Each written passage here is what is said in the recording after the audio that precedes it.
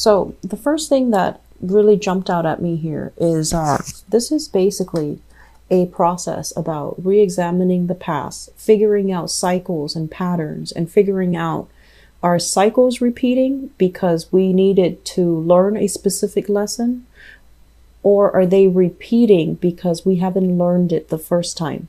So I feel like for some of you, there is somebody in your life and you feel like, oh, it's meant to be. It's a fated karmic type of a relationship. I'm exactly where I need to be with this person, or I'm exactly where I need to be because of this job, because of this location. And so they're really telling you, like, is it really meant to be, or is it coming back around, a cycle, something similar from the past, or, similar to something from the past that is cycling back around because the lesson hasn't been learned. And so I feel like you're kind of in a space where you're taking it and running with it, and you're not really sure if it's meant to be or if it's something that you're still trying to learn. So the important lesson here, I feel, is to be really aware that some things are being recycled or some things come back in because we have to learn something from it, okay? This is a card about self-mastery. This is a card about having really a full confidence in your capabilities. And it's kind of like the idea about, knowing how much you know and then disseminating and sharing your knowledge with other people. Kind of like being in the public limelight so then you can show other people, direct other people, and kind of, I want to say, like, disseminate information so that you can lead others, or so that you can steer others in the right direction. Okay. So I feel like if some of you are in a position in your current work situation and you're dealing with the public, you're constantly in the public eye, you're constantly having to fix problems, you're constantly having to manipulate or resolve or called in to do some type of damage control, I feel like you are exactly where you're meant to be, because there is a skill that you're still learning. And I honestly feel like the skill has to do with leadership capabilities. It's almost like you're being groomed for a position of power, for a position of leadership. And once you have mastered these skills, you're not going to have to work from the bottom of the totem pole where you're dealing with financial scarcity or financial instability, or you're not going to be, that newbie where if there's a turn for the worse in the economy, you're the first that the company or the organization lets go. Okay. So I do see cycles being repeated. I see you learning from the past. And I see in the work environment, you are where you need to be, and you need to upgrade your skills.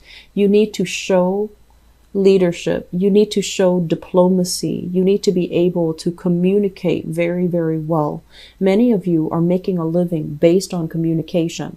So, for example, for me, for example, if I'm doing tarot, I'm making a living based on communication, but I feel like it's deeper than that. I feel like it's leadership and communicating in a way where there is no confusion about what you're trying to say. Being very firm, but being very diplomatic, which is a fine line that might be difficult for many Aquarius people.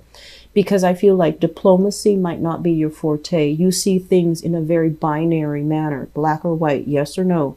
There isn't a middle ground, and you're not somebody that will mold or change your demeanor based on your audience. Okay. So like you have just one singular way of doing things, and you don't really, it's not that you don't take your audience into account, but you feel like what's the best way to do things. And so you don't really bend to cater to other people. And so I feel like there is a concept here about having to learn how to be very, very firm, but also to be very diplomatic so that people like you, so that people respect you, so that people want to hear what you have to say.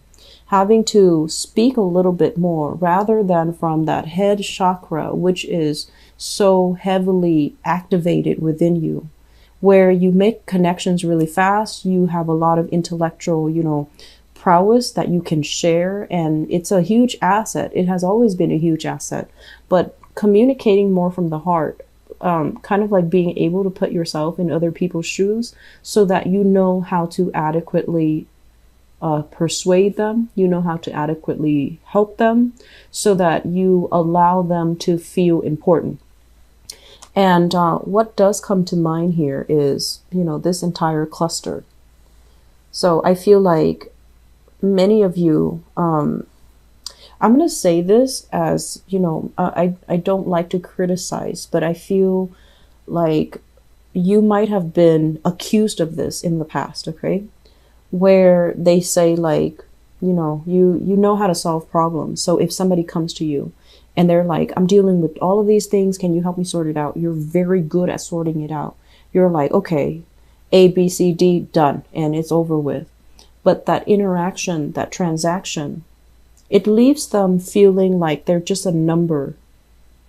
They're just a case. Like it's very impersonal. And you like to do that. You like to make things very impersonal. Because when your emotions are worked up, when you're personally invested, you can't work as fast because, you're bogged down by these other superfluous feelings. And that's why you like to function in a very efficient, in a very detached, in a very depersonalized way. However, if you are being groomed for a leadership position, you need to learn how to communicate in a way that allow other people to see how important they are in your life, which is, it's going to annoy you, Aquarius. When someone thinks that they have so much importance in your life, you kind of scoff at that, right? And so if you're in a position of power, if you're in a position where you're being groomed to achieve a lot more, you're going to have to conform and you're going to have to change yourself just a little bit to make people feel important, to honestly make people feel that you appreciate them, make people feel wanted and needed, and make people feel that they can approach you when things go awry because you've got their back, right? So I feel like there is a massive, I guess like a strategy that you need to adopt in your work environment so that you can get yourself where you need to be, okay? This card came out here and it shows up here, King of Wands in the reverse position. Let me talk about this as an energy first. This is a card about somebody that is in a supervisory, in a managerial position. They wield a lot of power. They don't even have to, get up from their throne. They have minions doing the work for them. And when it shows up in the reverse position, you're a very hands-on type of person. You like to get out there, be on the front of that battlefield to do the work. You don't mind getting your hands dirty. You learn through experiencing it. So for you to be working behind the scenes, directing people, telling people what to do, that's not really your style. You take a very egalitarian stance when it comes to hierarchy, when it comes to office politics. You don't like to be, if you're a leader, you don't like to be on your pedestal directing other people. You want to be kind of like in the trenches, working alongside other people. And you yourself, you're very independent. I don't feel you would be okay with delegating because there is deep down this sense of I can do it best. And if I delegate, somebody's going to mess up. If I give them, something to do, they're going to mess up. So I need to be careful and I just need to do it myself. So the point here is learn to delegate, learn to be more of, learn to ease up a little bit, learn to sit back and especially, show appreciation, because I feel like that's going to allow a lot of people, you're going to be able to win a lot of people over to your side. Okay.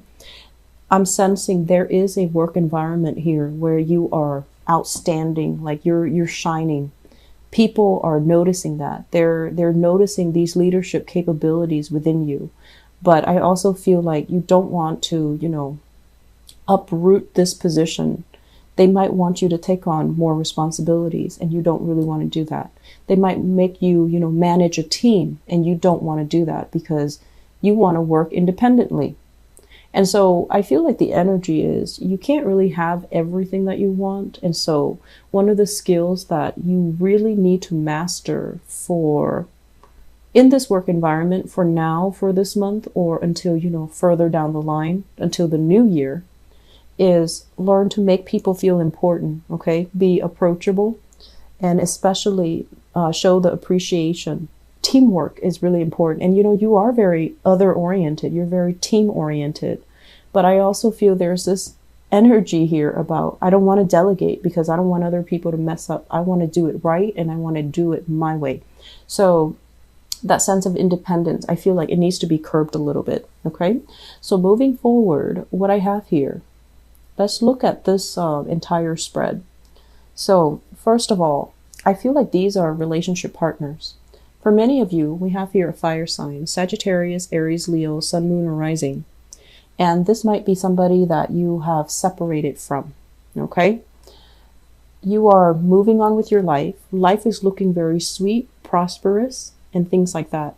I feel like the world is opening up to you. But I feel like every once in a while, you still think about this person. You still think, you still want to know whether or not they're okay. You're still very much emotionally in tune with that person, and you want them to be okay. But I feel like there was a lot of hurts and possibly betrayal in the past associated with this fire sign. It can be Sun, Moon, or Rising, and I feel like they might have made promises to you. They might have distorted the truth when they talk to you. They might have, I'm sensing like they might have just been outright deceitful. And so you've left this person behind. You have a new person coming into the picture. I have here a water sign, so Queen of Cups. Pisces, Cancer, Scorpio, Sun, Moon, or Rising, and this can be male or female. Basically, this energy is somebody who's a lot more genuine, okay? Like very sincere, loves completely, and I feel like this person is somebody that is very nurturing, very loving, very caring. They know how to rough it out when things get hard. They know how to calm you down, and they have a very stabilizing influence in your life. So many of you are involved with this person. And I'm also sensing as well that you might see a relationship with this person as something that is, it's okay, but is it the best? So once again, we're trying to figure out, how is this going to work? There might be an element of distance between the two of you. There might be like a lot of obligations from their end. I'm sensing you're dealing with somebody who is like very emotionally up and down. Okay, they might have a lot of things they're juggling. They might have 2 jobs. They might have a lot of financial responsibilities. And so it's hard for the two of you to form a relationship together. I'm feeling as well with this Queen of Cups, it could also be your energy for this month where you're feeling very proud of yourself. You're feeling of your proud accomplishments. You're feeling, really good about the positive reception and the attention that you're getting in the work environment, but your financial situation, your money, is not like, it's not comparable to all the skills, all the knowledge, all the good work that you bring to this work environment. So I feel like you might be shortchanged financially. You're putting in a lot of work. You're very irreplaceable, but financially, you're not being compensated what you feel you deserve. Okay, so I also feel a little bit of a slowdown for this month. Okay, so if we have here an earth sign, a fire sign, Sagittarius, Aries, or Leo, there might be financial discussions between you and them. And if you have children with them, there's going to be a discussion about, financially providing for children as well. If you share children with a water sign, there might as well, water sign from the past even, I feel like there's going to be some discussions about money. There's some discussion about money that is not being paid out, money that was promised, but for whatever reason, it is being stalled, okay? My advice is, Aquarius, don't be naive, okay? Don't be naive. I feel like you have a big heart, you have a good heart, and you do see the best in people. But I feel like if it happens over and over and over again, and we're talking about cycles here, why do people come back? Why do the same energies happen, with different people? it's because there's patterns or there are cycles or there are lessons that you haven't really learned. And so if this sounds familiar, I feel like the important lesson is don't be naive. Look at the situation in realistic focus. Don't see what you want to see because somebody is kind of like pulling a fast one over you.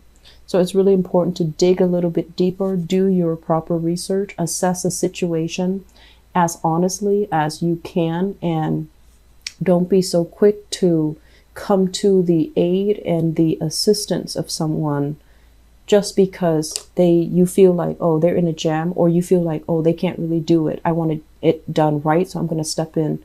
Let them learn things their way, okay? Focus on you, let them learn things their way. But when it comes to finances, I feel like there is some shady financial dealing. Money that is supposed to go to you is not going to you. There's some delay. Or in your work environment, I feel like you're not paid enough for all your skills and all the mastery of these skills that you're bringing to the table.